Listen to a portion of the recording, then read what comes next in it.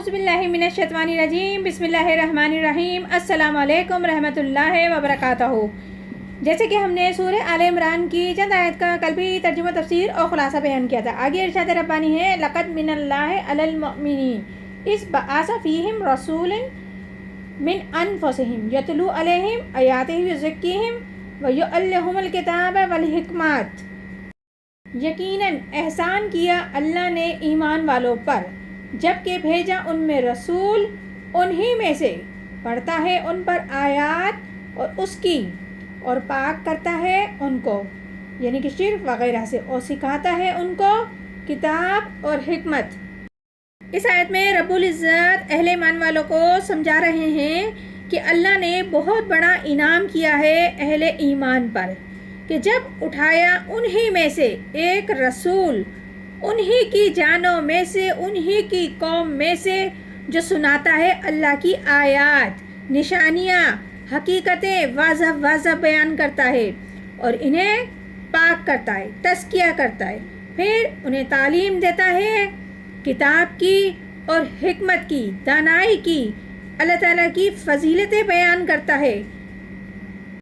ان کانوا من قبل لفی ضلال مبین، اور وہ تھے پہلے سے سری گمراہی میں، یعنی کہ یقیناً اس سے پہلے یعنی کہ رسول کی آمد سے پہلے یا قبل وہ لوگ لازماً کھلی گمراہی کے اندر مبتلا تھے، انہیں دین اسلام حق اور ناحق ان تمام باتوں کا کوئی علم نہیں تھا۔ آگے ارشاد ربانی ہے وَلَمَّا أَصَبَتْكُم مُّصِيبَةٌ قَدْ أَصَبْتُم مِّثْلَهَا، جس وقت پہنچی تم کو ایک مصیبت یعنی شکست تو تم پہنچا چکے ہو اس کو دگنی شکست۔ اس آیت میں بتایا جا رہا ہے جب تم پر ایک مصیبت آئی یعنی شکست آئی تو تم اس سے کئی گنا دگنی مصیبت ان کو پہنچا چکے ہو یعنی کہ شکست ان کو پہنچا چکے ہو۔ قُلْتُمْ إِنَّ هَٰذَا، تو وہ کہتے ہیں یہ کہاں سے آئی، یعنی تو تم کہتے ہو یہ کہاں سے آ گیا، یہ کیوں ہو گیا، اللہ نے مدد کیوں نہیں کی، اب کیوں مدد نہیں کی اللہ نے۔ قُلْ هُوَ مِنْ عِنْدِ أَنفُسِكُمْ، تو کہہ دے یہ مصیبت تمہاری ہی طرف سے ہے۔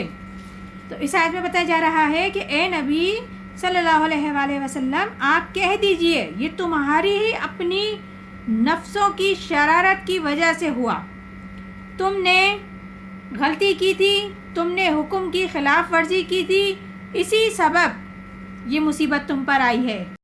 ان اللہ علی کل شیء قدیر، بے شک اللہ تعالیٰ ہر چیز پر قدرت رکھتا ہے۔ آگے ارشاد ربانی ہے وما اصابکم یوم الجمعان فبإذن اللہ ولیعلم المؤمنین ولیعلم الذین نافقوا، جو کچھ مصیبت پہنچی تم کو اس دن کہ ملی دو فوجیں سو اللہ کے حکم سے، اور تاکہ جان لے اللہ ایمان والوں کو اور تاکہ جان لے ان کو جو منافق ہوئے۔ اس آیت میں بتایا جا رہا ہے کہ اگر اللہ تعالیٰ چاہتے تو معاف کر دیتا بغیر سزا دیے، لیکن اللہ تعالیٰ کی حکمت کا تقاضا یہ ہوا کہ تمہیں سزا دی جائے، اس لیے کہ ابھی تو بڑے بڑے مراحل آنے ہیں اور اس طرح تم نظم کو توڑتے رہے، احکام کی خلاف ورزی کرتے رہے تو پھر تمہاری حیثیت ایک جماعت کی تو نہیں ہوگی، پھر تم ہجوم مومن ہوں گے۔ جماعت، لشکر، فوج، حزب اللہ درکار ہے، اور مطلب جو بھی مصیبت تم پر آئی تھی جس دن دو لشکر ایک دوسرے کے سامنے ہوئے لڑ رہے تھے اللہ کے حکم سے ہوا۔ بہرحال اللہ کے حکم کے بغیر تو یہ تکلیف نہیں آ سکتی تھی، اور یہ اس لیے بھی ہوا کہ اللہ تعالیٰ جان لے کہ کون حقیقی مومن ہے، اصل مومن ہے، صابر مومن ہے، جو مستقیم مومن ہے، اور دیکھ لے کون منافق ہے۔ اس آیت کے اعتبار سے اصل ترجمہ ہے کہ اللہ دیکھ لے کون مومن ہے اور ظاہر کر دے کون منافق ہے، کیونکہ جب 300 لوگ لے کر عبداللہ ابن ابی چلا گیا تو سب کو معلوم ہو گیا کہ یہ ہم میں منافق ہے، اور آئندہ اس کی بات پہ یقین نہیں کریں گے. اس لیے اللہ تعالیٰ نے چاہا کہ بالکل واضح کر دے اس بات کو. وَقِيلَ لَهُمْ تَعَالُوا قَاتِلُوا فِي سَبِيلِ اللَّهِ أَوِ ادْفَعُوا، اور ان سے کہا گیا کہ آؤ لڑو اللہ کی راہ میں یا دفاع کرو.